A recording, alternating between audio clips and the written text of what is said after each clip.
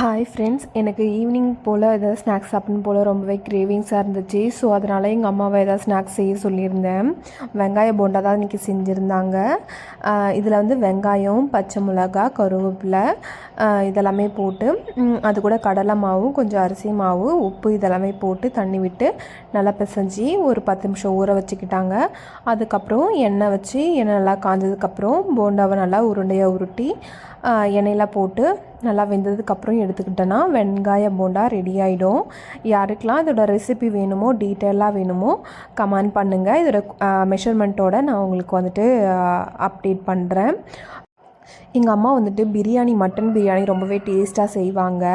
So என்னோடய ஃப்ரெண்ட்ஸுக்கெலாம் வந்துட்டு நான் ஹாஸ்டல் போகும்போது எடுத்துகிட்டு போவேன். ஸோ அந்த ரெசிபி வந்து நான் ஷேர் பண்ணட்டுமா அப்படிங்கிறத வந்துட்டு நீங்கள் கமெண்ட் பண்ணுங்கள். ரொம்பவே டேஸ்ட்டாக எனக்கு வெளியே சாப்பிட்றத விட எங்கள் அம்மா செய்கிறது வந்து ரொம்பவே பிடிக்கும். வேணும்னா கமெண்ட் பண்ணுங்கள், ஷேர் பண்ணுறேன்.